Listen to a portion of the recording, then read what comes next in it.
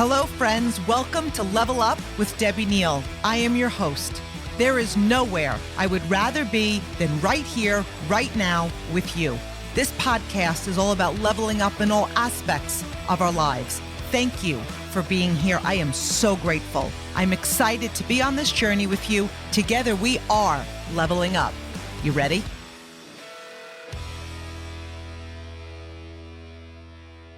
Hello, my Level Up family. I am so excited to be here with all of you today. I have got a really special treat for you guys. So we have had some incredible feedback. We had Dr. Tanda Cook and Dr. Collier on a few episodes ago, and we were talking gut health. And you guys, we really realized that after 45 minutes, they could have told you this, but it's just not enough to put in one episode. So they have so graciously agreed to come back and spend some time with all of us today. And today we're really going to be focusing a little bit more on hormones. And I'm pretty excited to talk about this because I am 52 years old. And I was one of those people that actually used to make fun of people that talked about hormones, people who talked about menopause. I'm like, it's all a state of mind. It doesn't even exist until I was in it sleeping in a ski hat with the windows open and sweating to death. So I'm really excited to dive more into this today.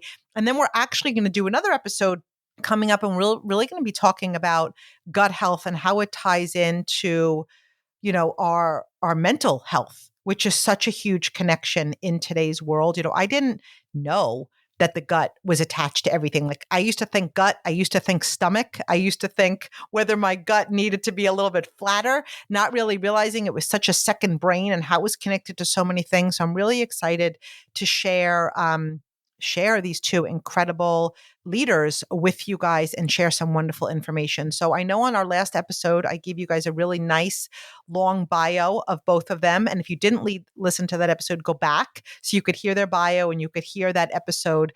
But I'm going to give you guys the abbreviated version today. We have Dr. Tanda Cook and Dr.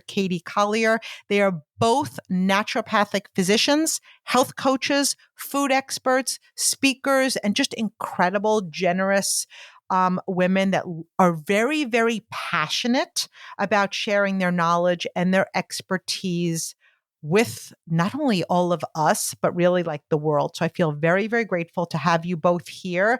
And I'm really I feel like I'm running the show, but on this episode, I feel like you guys are really running the show. In fact, I even said to them, what are some questions? I don't ask people what are some questions, but I'm like, I want them to kind of come up with questions that really would add so much value for you guys. So I'm really going to turn it over to you guys, but we're going to start with what is a hormone?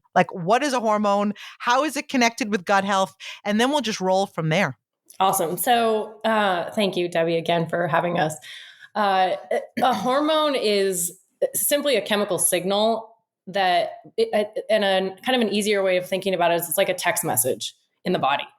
And the brain runs the show. It's really the master conductor. Another analogy that I'll use for people is describing the endocrine system, which is your hormonal system, like a symphony or an orchestra. And the brain is the conductor with the hypothalamus, the pituitary, the pineal gland. The brain really is the main driver. It's the conductor. And then the thyroid gland is like the violins. The adrenal glands are the oboes, the ovaries or the gonads are, the flutes. And when everything is in harmony and in symphony, you feel great. The song sounds awesome. And, between the brain and all the way down to the ovaries, a lot can kind of get lost in translation. It can get clogged up with toxicity, which we'll talk about here in a minute. And so just thinking of hormones like a text message from the brain to the body. Okay. And I know that was probably in your simplest terms. That was let me talk to people in the simplest terms. So yeah. And I still have so much to learn. So, one of the main questions that I'd really love to know is and I know we talked about gut health, what is the connection with hormones and gut health? Or is this just such a broad question because it wasn't on your list, but I'm curious about it. So I threw it in there. No, that is a great question. So, we can kind of go back to the very beginning when we are in utero. ultimately like the same. So we go from one cell to obviously being a baby that is born, but there's a lot that happens from going from one cell to a complete organism. And so the same kind of glob of cells that initially starts in embryo basically spreads apart.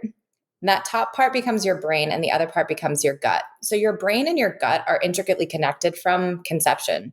And so it's just a super highway between your brain and your gut. They're constantly in communication bidirectionally. So your gut is talking to your brain is talking to your gut. So that's kind of how, if the brain is the master conductor, then we can imagine if it's always in communication with the gut, then our hormones are directly linked to the health of our gut. The other way that our gut health is massively important for hormonal health is that we don't want things that the body makes to hang out forever. We want to use them, we want to excrete them, metabolize them, and then we want to start again, make new, right? So when we think about gut health, like a lot of people, when we talk about hormones, think about, are we making them or are we not making them? Do we have enough of them or do we have too little of them? But that's only one piece of the puzzle when it comes to the endocrine system. We want to make sure that we're making them. We want to make sure that our brain is effectively communicating to the tissue itself. So say that our brain is talking to our ovaries, that we're making enough estrogen, that we're making enough progesterone, that we're making enough testosterone. But then what happens with that estrogen, with that testosterone, and with that progesterone, once we've used it over the course of a month, if you're a woman, or over the course of a day or a month, if you're a man, then we actually have to take that hormone. So let's use estrogen as an example. Estrogen then has to be metabolized by the liver. So then what's happening with your liver health, which I'll kind of, I'll sort of lump that into gut health because it's so intricately connected. But what's happening with liver health and then what's happening with the gut, because the liver will basically take estrogen, it will change its form, like change its molecular form. Then it will bind to something that goes out either the bowel or the kidneys through urine.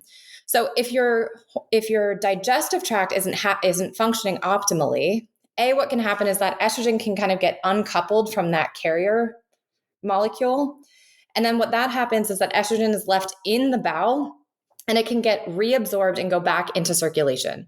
So that's one way that our gut health makes a huge impact in our endocrine system. So we want to make sure that the gut is able to release. If we are excreting old metabolites of estrogen and progesterone and testosterone, we want to make sure that we're having a bowel movement every day and that gut health is functioning optimally. Otherwise, we get backup. And then your body could be making enough estrogen, it could be making enough progesterone, but we could have what's called, like kind of symptoms of estrogen dominance because there are greater levels of estrogen in circulation because we're not actually excreting them through the gut. So that's one of the, really profound ways when we talk about hormone health. It's almost like we have to start at the gut first because we want to make sure that we're able to move through and to be able to excrete those older particles. And then we can kind of like work our way back. Like if we think about making them, metabolizing them in the liver, and then excreting them through the bowel or through the feces, that's kind of the direction that it goes from a physiological standpoint. But from treating to rebalancing hormones, we actually want to start at the gut first and work our way backward. Yeah, kind of a fun analogy in what Katie just said is using a bathtub. And, we have a, cloth foot bathtub and we're running the water in it, which is, just our circulation. And then if the drains or the, sewage system it is not draining properly, then what happens with the bathtub? It gets totally backed up. And so that's exactly what's happening when we have congestion in the liver, congestion in the kidneys, which comes out as dehydration, or congestion in the bowel. Then you do end up with this recirculation of hormones that then can wreak havoc. And then we blame estrogen as being estrogen dominant. Well, is it really estrogen's fault? Is it the liver's fault? Is it the gut fault? Is it the excretion problem? I mean, is it xenoestrogens, which comes from outside toxins, which we can again talk about? So you start to see, we were saying to a patient the other day, we as humans think so linearly and we want A plus B to equal C. Like I have estrogen imbalance because I don't poop regularly, so I feel like crap. And it's so much more complex than that. And, we really encourage our patients and the people that we work with and in our teachings, to think of the body in less in like a linear line or in 1 to 2 dimensions, but more in this like really multiple dimensions, more like quantum physics, where everything is connected to everything. And so we can boil it down. And that's why, studying nutrition is actually very challenging, because nutrition affects so much. Nutrients affect so many things. But again, what Katie's saying is like, we can start with so many things. So much health can start from the gut, because it does actually affect every single system. Yeah, and just to kind of add to that too, what we can also see is our reproductive system, particularly as women. Men have a little bit more of a buffer to this, but women in particular, we're very susceptible to stress, because our body, when it's in that like fight or flight, stressed out state, it basically turns off. Like, imagine there's like a circuit breaker of what happens when we get stressed. Like, there's all these physiological things like either get turned on or turned off. Reproduction and our reproduction hormones, they take a back seat because we don't actually need them to survive. And so when survival is the name of the game, our body will compensate appropriately to preserve energy. And those stressors can come in multiple forms. They can come from, life stressors, just, living in 2024, or it could be, there's a chronic stress or assault on your system that your body is allocating resources to fix. So gut inflammation, even if there is, maybe there's some chronic inflammation, maybe there's some leaky gut, maybe there's some chronic infections that are happening in the at the level of the gut, that actually may be stress enough for our body to say, you know what, I'm not going to really spend the resources and the energy to make reproductive hormones right now. I'm going to take care of this I'm going to put the fire out, and then we'll kind of redirect course and then focus on reproduction. But right now we're going to focus on gut health. So that's kind of another way that when there is just chronic underlying inflammation, that actually might be enough of a stress on the system to dampen the reproduction, particularly reproduction hormones. It's interesting because I'm learning so much more now. And I have 4 children, 4 incredible children. My oldest is 26. Brooke's actually in business with me. My youngest are twins. They're 19. All 4 of my children are fertility children. And I think back now, nobody talked about the gut. Nobody asked, we weren't talking about any stress I had in my life, which I had quite a bit of it, like a lot. I think back now and it was really stressful. Nobody talked about what I was eating. I always considered myself but like Diet Coke, I was probably having 2 of them a day, which like I can't remember the last time I had. It's incredible what we know today and how many issues maybe wouldn't have existed if we know more now. And so I feel like as a lot of people are listening to this, one of the questions they might have is like, I don't know, what is normal? What's not normal? And how would you even know if you had a hormonal imbalance? Again, like I think back as you're talking, I think back of so many different things in my life. And I was like, I didn't know. I probably had a hormonal imbalance, but nobody talked about those things. Now, and thank you for sharing that story, because we hear it a lot. And actually one of the 2 main reasons that women find Katie and I is weight loss desire and quote unquote hormonal imbalance. And hormonal imbalance is kind of like similar to me as like a phrase of like stress or inflammation. It's like we use these words, we don't really know what they mean, right? It's like you hear it on social media or you hear your friends say it and you're like, oh yeah, I feel like crap. I must have hormonal imbalance. Right. So, it's then, what Katie and I will walk you guys through is, what does imbalance look like? And then what does a normal cycle, when we're menstruating, what does a normal cycle look like? And then what happens in perimenopause? I mean, Katie and I were just saying before we hopped on with you, it's like a perimenopause is so sadly under talked about and only now really being understood. And there's some really cool doctors doing some really cool research out there and just to help women go through reverse puberty. I mean, if you think about coming into puberty, all of the work and effort that you change your body went through, all of us remember that. And now we're undoing it. So we're going through reverse puberty. And, I was listening to a podcast the other day. It was kind of cute because the woman was talking about, going through puberty and then, where you're in this reproductive state. And if you choose to have children, you like spend all this energy having kids and having the babies. And then you're rewarded with perimenopause and menopause, which is like you have dry vagina and hot flashes and insomnia and frozen shoulder and itchy ears and weight gain and insulin resistance. It's like, who designed this? This is horrible. And then men, they don't have to carry, they don't get I pregnant. know. Yes. I'm just saying, it's just not fair. It's not. It really is not. Wrong. I mean, absolutely. Whoever designed wrong. this system really needs their head examined. Right. So I'll talk about kind of some of the imbalances and what symptoms may look like, and then Katie can walk you guys through kind of what the normal, what we should be experiencing, and then we'll walk you through menopause or perimenopause and menopause, and then some really beautiful ways to support your body. But in general, women should be thinking about perimenopause and menopause in their 30s.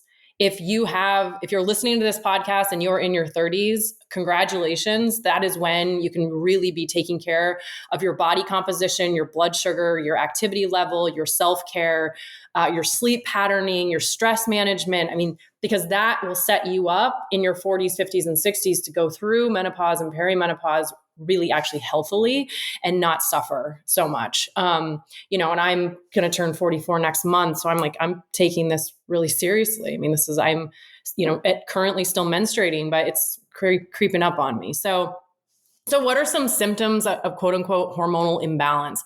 We can get things like PMS, right? Which is breast tenderness, irritability, mood changes that correlate with your cycle, irregular periods, painful periods, cramping pain.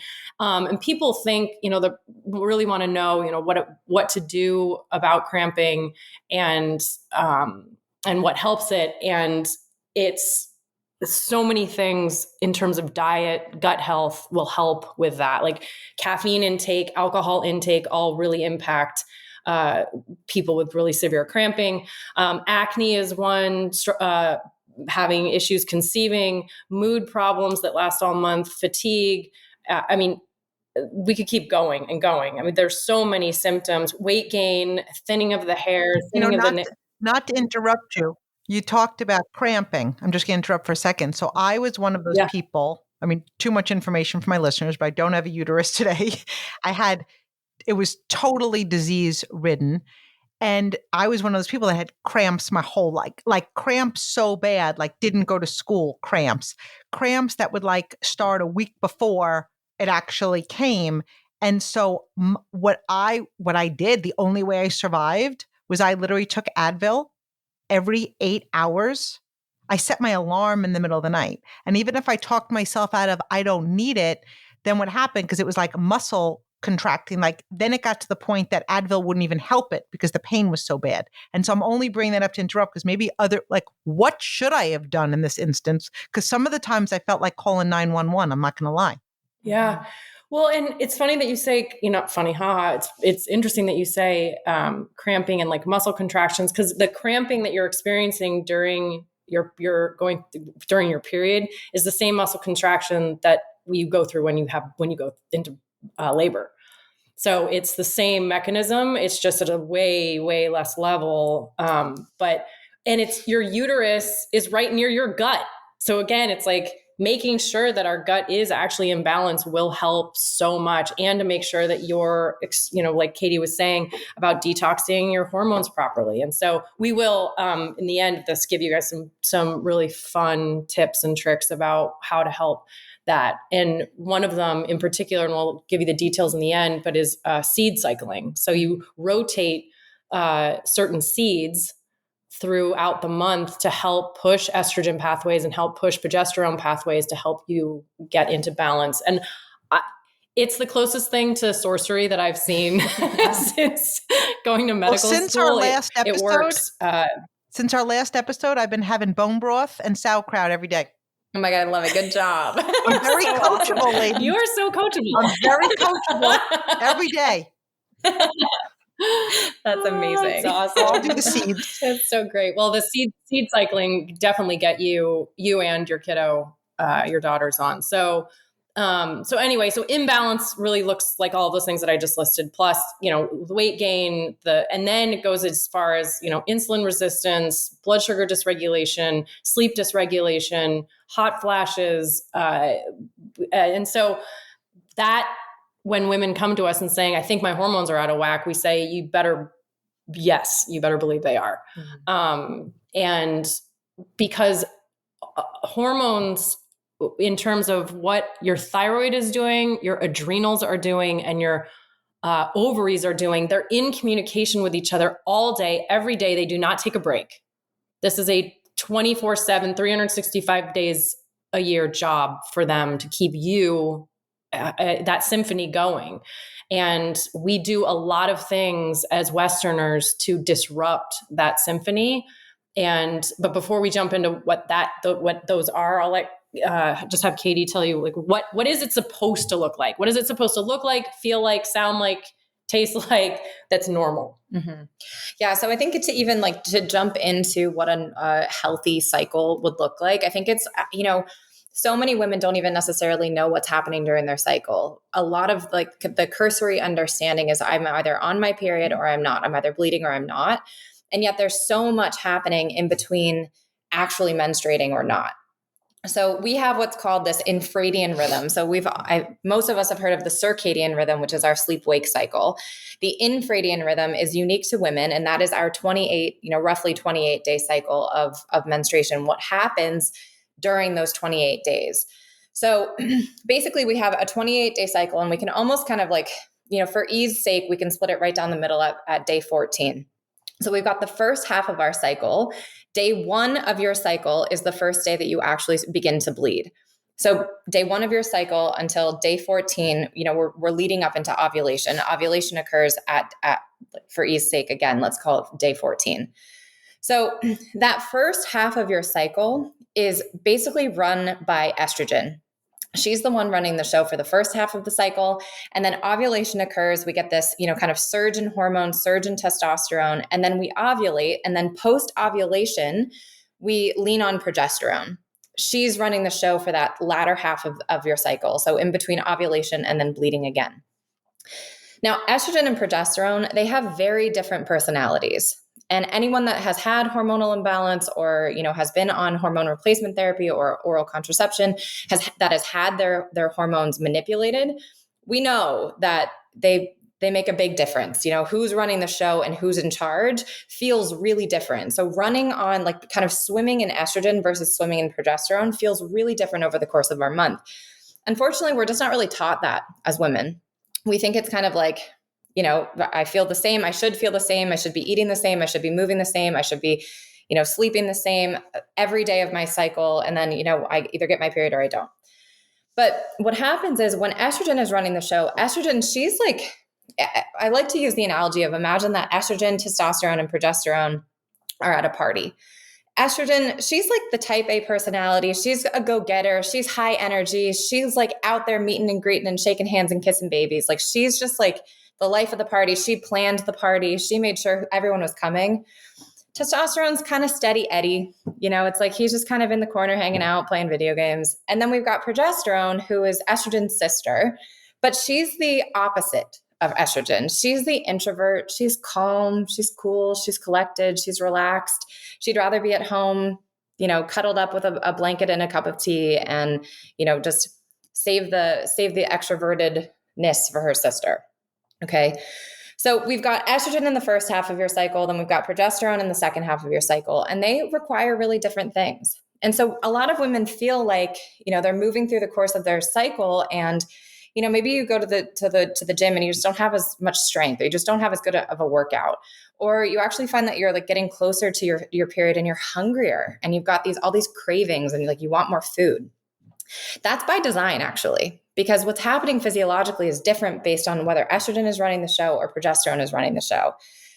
Now, I've heard PMS actually be called progesterone missing syndrome because most of us are, I chronically see in my practice that people are deficient in progesterone.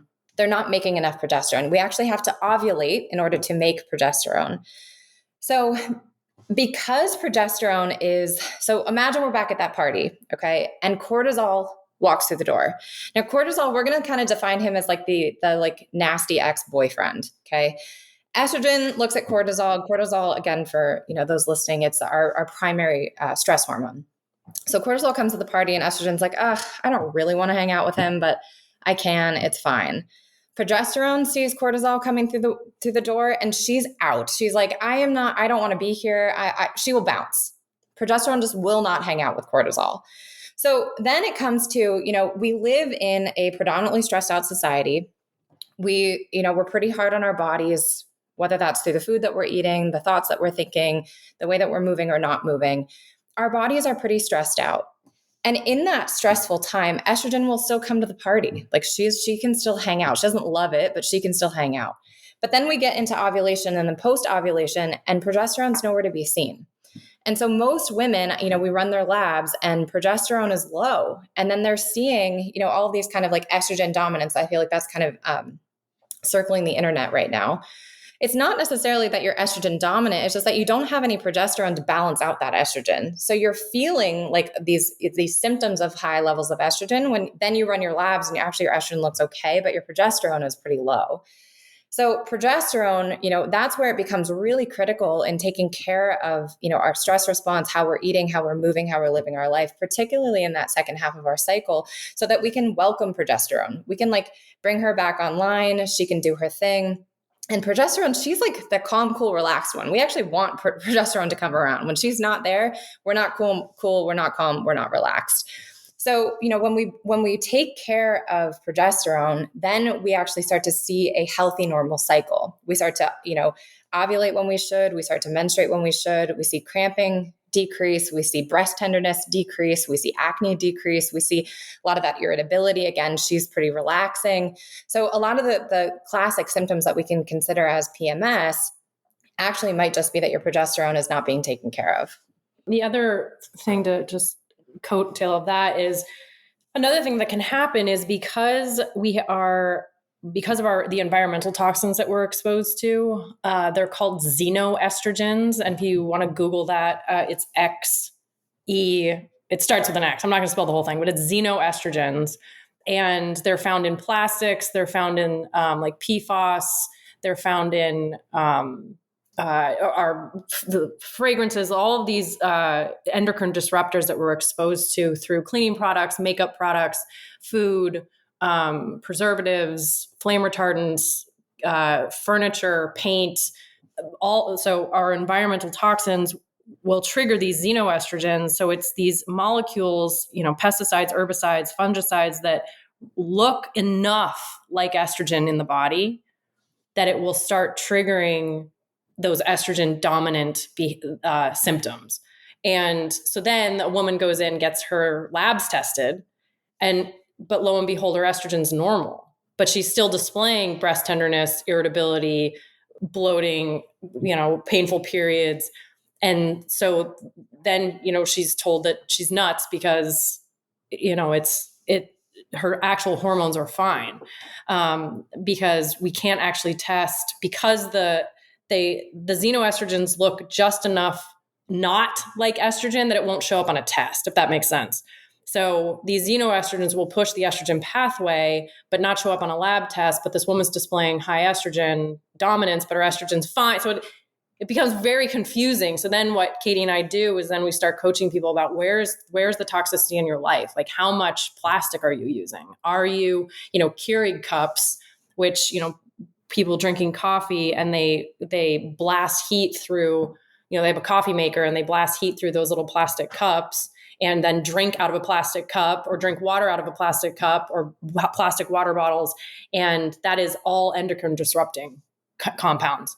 And so that's what I'm talking about. It's like thinking about your body, thinking about your health is this very complex quantum thing that actually, when it is set up with the right information to heal, that's all it wants to do. Like our bodies are set up to heal when we create the circumstance and we start switching those longevity switches on and really reduce that level of inflammation. And inflammation, like Katie was saying, is coming from diet, it's coming from dehydration, it's coming from sleep disruption, it's coming from blood sugar dysregulation, it's coming from what's going on in between our ears, it's coming up from how much environmental toxins are you exposed to? I mean, glyphosate, which is I'm kind of going on a tangent, but glyphosate, which is a, very well-known, it's Roundup. It's a pesticide, herbicide, fungicide, and it is sprayed very, very liberally on our crops. And then we eat it, and it eats holes in your gut wall. It's called leaky gut. It destroys the microbiome. It is very endocrine disrupting. And so, it's not about putting us in bubbles. It's about, how then do we really support those organs of elimination? How do we support the lungs? How do we support the gut? How do we support the liver? How do we support the kidneys? And how do we support the skin such that we can really sort of turn down that toxic fire hose that we've been drinking out of that is absolutely affecting your hormones? I mean, I guarantee everyone listening to this has some sort of hormonal dysregulation. I'm actually because deeply upset. That's just I'm deeply upset about this whole Keurig thing right now, because when I have coffee, I have a freaking Keurig. No, I'm like, after you said the word Keurig, I don't even know what you said because I'm scarred. I saw your face. No, I don't have a poker face. You got very, very sad. You didn't just meet me. I'm like, you have got to be kidding me. No, okay. So we have other questions, but I need to know, besides that, because that's actually a really big thing. Now I'm going to go, like, I don't have coffee all the time, but when I do, I have a Keurig, and now I'm basically killing myself. Okay. I'm dying over here. Every time I think So what are the other Debbie, you're never going to invite us back again. Yeah, no, I have a lot to learn. So now I got a sauerkraut. I got my bone broth. I'm going to throw my Keurigs out the window. What are some other, because I want to ask you the next question, but what are just like, because you can go on and like basic everyday things that the average person like me, and I don't even consider myself an average person. I really actually consider myself more knowledgeable than the average person because of my business, because of my company, because of people like you. And I'm like, I'm a jackass. I've been having coffee out of a Keurig. So, No, what are some other you're not a simple jackass. things? You just didn't know what you didn't know. Yeah. But now I know. Now I gotta as soon as we get off, I gotta go shopping because Amazon can't come by tomorrow morning. Just text me. I'll send you the link. Yeah. Okay. So I would just say, first thing first is, making sure that we test.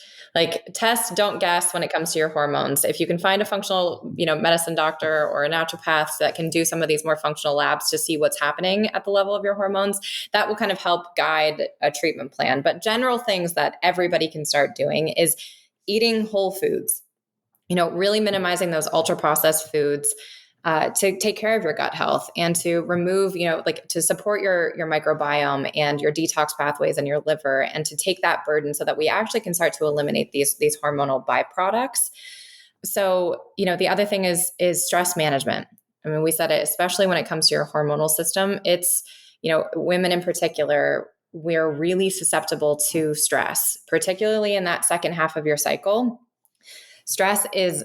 Stress management techniques. So whether that's deep breathing, whether that's meditation, whether that's talking to a friend or going to therapy, or just honoring the fact that your body's not going to be as resilient to stress. And stress, like I mentioned at the beginning of the podcast, is when our bodies perceive a threat, we will prioritize survival. We will not prioritize reproduction or our reproductive organs, because again, we don't need them for survival.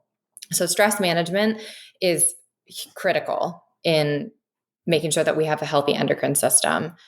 Exercising, moving your body. Women are kind of, we can be guilty of doing these really high intensity, like interval training or cycling or, running, or these like really kind of cardiovascularly intense exercise throughout the entire duration of our cycle.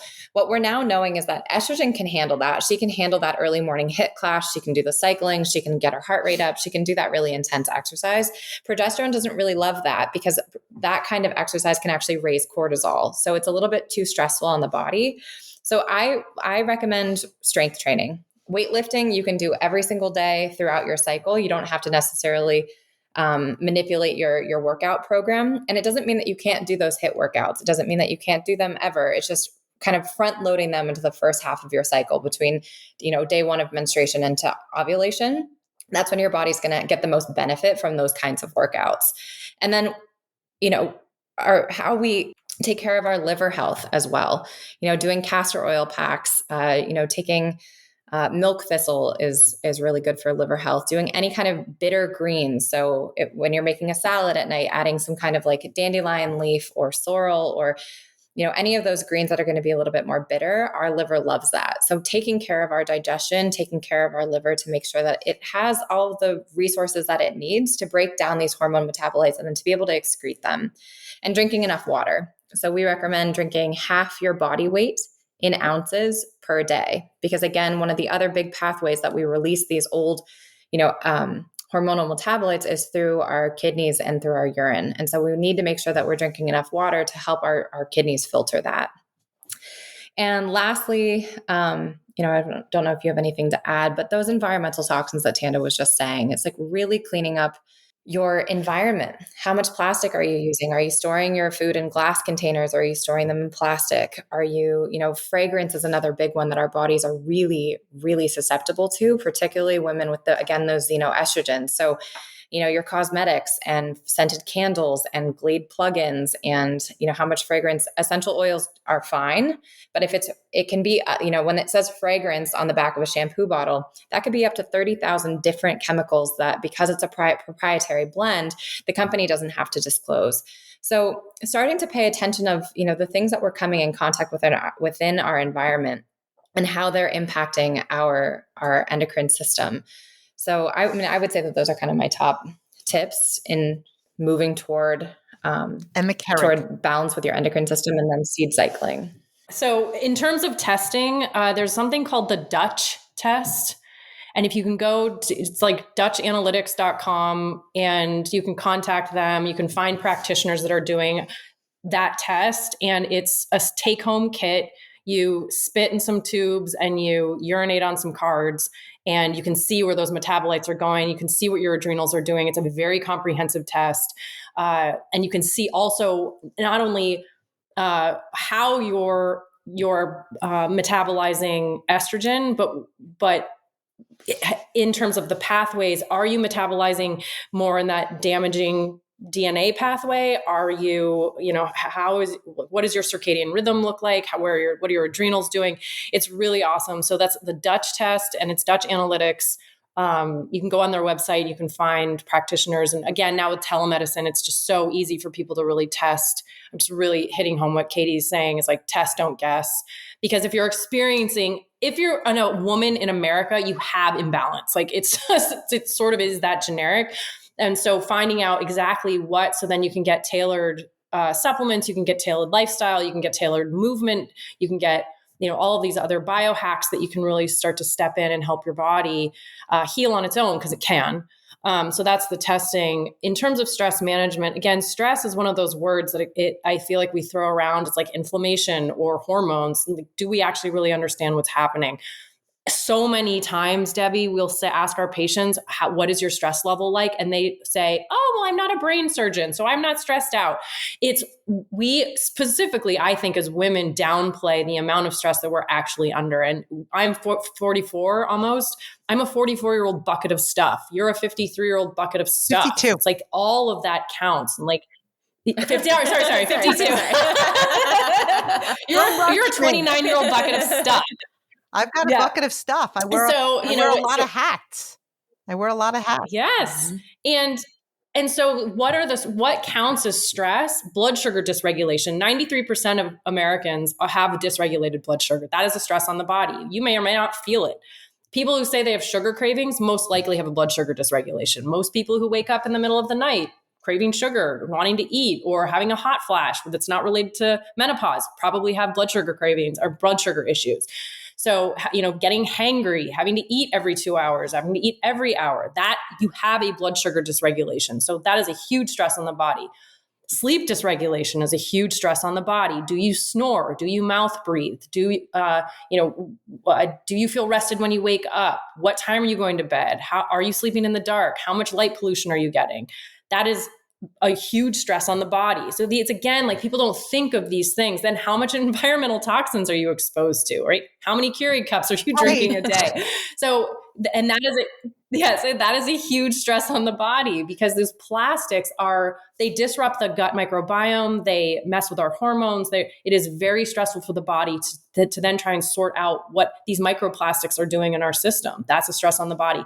But you, Susie Q, are rolling around going to the grocery store, not understanding how much stress your body is actually under. So that's what Katie is saying, is like, understanding that we are drinking out of a stress fire hose. But the cool part is there's lots to do. If you Google vagus nerve exercises, you will find like 28 things that you can do on a daily basis to stimulate that vagus nerve, which is that parasympathetic rest, digest, heal, restore, regenerate, detox pathways, which is singing, humming, dancing, deep breathing, meditating, getting out in nature, grounding, drinking water, like being in water. I call it nature binging. Like just go out and be in nature. Being quiet will help stimulate that vagus nerve. So those are some other things. And then in terms of food, specifically around food, eating fermented foods, we talked about that last time around, but fermented foods and aiming to get 30 different plant foods a week.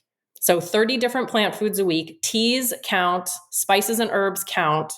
So Katie and I have actually started to challenge our patients to get 30 in a day. And when you can add in spices and teas, and the company that you and I both love has that tea. I think there's 7 or 9 herbs in there. I drink that minimum once a day. No, wait, if I drink it twice, does it count twice? Just counts once, 8. Because it wouldn't be. No, just once. Just once. You know the way I roll, so I'll have 6 of them a day if they counted more. Okay. Right. I know. I love you. And then doing things like Katie said, castor oil packs and dry skin brushing and saunas are a huge way to support the body's detoxification system. And then again, going back to food, eating things like broccoli, broccoli microgreens, broccoli sprouts, cruciferous vegetables, like those, the liver and detoxing hormones, the liver loves. Like the liver needs broccoli to do its job very, very well. So the more dark greens you can get in your body, the better. And again, that will go towards your 30 different plant foods in a week. And yeah, and then it's not sexy to talk about, but sleep. We've got I think sleep is very sexy. And I love sleep. I love it. It's the sexiest part of my day. Right? I love it. We should hang out more then. So really cleaning up somebody's sleep hygiene. So kind of the big take homes there, sleeping in total darkness, no cell phones, iPhones, iPads, night lights, LED lights, TV lights, screen lights. And if you are going to do that, getting those red blocker glasses, there's a company called, I'll text it to you. I can't remember. It's a Dark Night or something. And they make the blue light blocking glasses that it's like blocks like 99% of that blue light. And why do we care? Blue light represents the sun. And our body doesn't want sunlight at 9:00 at night because that's when melatonin is starting to come out and put us to sleep. But if we are looking at a blue light, which is equivalent to sunlight, then it stimulates cortisol, which is our stress wake hormone. And it really disrupts that hormonal patterning. So that's why we care. So think blue light, think sunlight. If you're looking at a screen, it's the equivalent of looking at the sun. So, and what that does is it will disrupt the pineal gland and really disrupt that melatonin production. The other thing to do when you wake up, I want you to start thinking about sleep. And what I mean by that is when you wake up, get outside and get sunlight on your face, because that will help burn off that melatonin and help melatonin production set you up to win for that night. So getting outside in the morning, getting morning sunlight, grounding, sleeping in the dark. You can do things like a bath or a shower before bed to raise your body temperature. And then if you add lavender or Epsom salts into that, because Epsom salt is magnesium sulfate, which you absorb through the skin, it can really help your body relax. Magnesium is one of the greatest minerals on the whole wide world. It is my favorite supplement next to vitamin D. D is in dog. So getting on good magnesium supplements, getting on a vitamin D supplement is in dog, getting on a good B complex is in boy.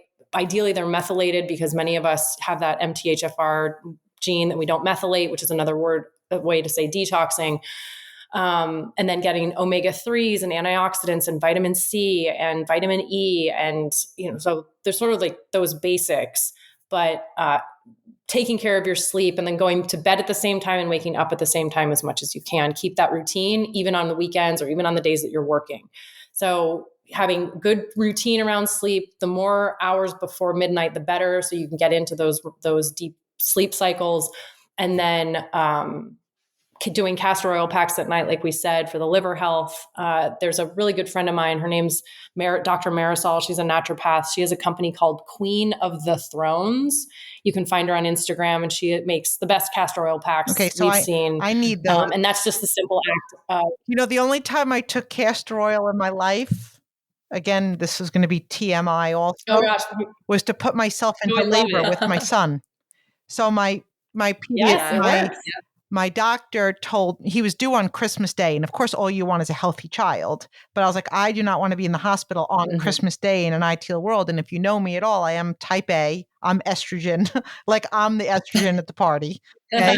And I'm like, I'm not going to be in the hospital. So she said, drink 4 ounces of orange juice and 4 tablespoons of castor oil and mix it up. And if your body's ready, it'll put you into labor. And an hour later, I was in labor. I walked up to delivery and I was 9 centimeters. And I have to say that castor oil still scarred me. But if it could come in packs and it's good for me, then I'll do it. You'll give me your friend's information. Yeah. Yeah. So very rarely, other than when you want to stimulate labor or potentially you have a very bad case of constipation, but we do not recommend to take it internally unless for like extreme specific cases. So this is just topical. You just apply it onto the skin and it applies. It's like a miracle oil. It really is the most like anti-inflammatory. It stimulates, antioxidant production of glutathione. It helps the liver detox. It is insanely okay. I'm going to do it. Will you text it to me as soon as you're done? I mean, I could keep going all day, but we've been talking 50 minutes. I'm going to hold the rest of my questions. Maybe I'll just ask you one quick question.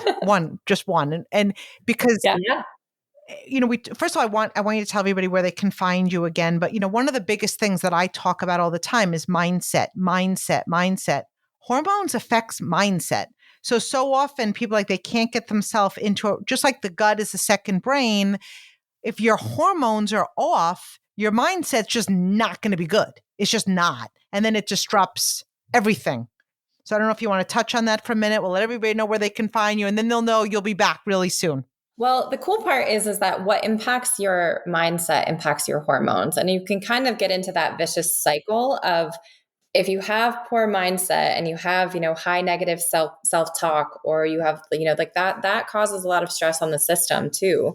It's not inert when we talk negatively to ourselves, right? We initiate a lot of physiological pathways that then shut down our reproduction, really. And so, what takes care of the body takes care of the mind. So all of the things that we just said, it's like, that's going to help you kind of get over the hump of it. And then as your hormones start to balance, you won't be as impacted by those, variations in mood, irritability, negative self-talk. But it's like that kind of negative self-talk will impact your hormones. And then if your hormones are off, it'll impact your mood. So it's this kind of vicious cycle. But the cool part is, if you take care of your body in all of the ways that we just outlined, if you're eating real food, if you're moving your body, if you're sleeping 8 to 9 hours a night, if you're drinking enough water, if you're, you feel connected socially and you're playing and you're, doing something kind of mission driven in your life and you feel purpose, all of those things take care of your body, which then take care of your mind so that your mind can take care of your body. It's all connected. And so it's not necessarily that we have to focus on one thing or the other. It's just that as we move the entire system toward health, everything will move toward health. Yeah. And I'm going to, again, just pipe in, and testing, like really seeing if you do feel like your mindset is off and if you don't feel like yourself, then please test, because the thyroid is also one that when the thyroid is not functioning optimally, it can very, very drastically affect your mood. And the thyroid is one of the most sensitive glands in the body. It's very, very sensitive to environmental toxins and heavy metals, which we are exposed to. So taking care of your thyroid is key and will very much affect your mood more towards the depressive state. And then chronic dysregulation of cortisol typically will result in chronic anxiety. So it's going back to testing too. It's all connected. I mean, you know how passionate I am about mindset. And so I want you guys, I'm so grateful that you guys came on. First of all, I'm throwing my Keurigs in the garbage. You're going to send me the stuff about the castor oil. And if you guys, Tanda mentioned a tea and she mentioned a company that we both love. So that's where if you want to contact me, like we have a program, or I have a program with the company I'm aligned with, that if you're not familiar with it, you need to become familiar with it. That's how Tanda and I became connected, because she is so passionate about these products as well. And you can contact me at Debbie_Neal on Instagram, and I'd be happy to send you information. But I would love for you to let everybody know where they can find you, and they could learn more about you if they possibly wanted to do testing, if they possibly wanted to do hormonal, like all of the things. Where can they find you? No, it's thank you. So I'm on Instagram. My handle is Dr. Tanda Cook. It's just DrTandaCook. And there's lots of free education on my page. That is what I am super, super passionate about. Katie and I often say it breaks our heart that we had to go spend lots of six figures on our brain to understand how the body works. You deserve that too. And so my page is really dedicated to a lot of education. And then my website is drtandacook.com. Yeah. And you can find me at Dr. Katie Collier, Collier on Instagram. But we also run a weekly group. So if this is kind of your jam and you want to hear more about, hear us kind of geek out about health, we run a weekly women's group on Wednesdays at 12 Eastern called the Soapbox Docs. It's basically like a live format podcast. And it's this really just badass community of women that are looking to change their life, change their health, and, take care of their families in a different way. So if you want to find us there, you can sign up for that through Tanda's website at drtandacook.com.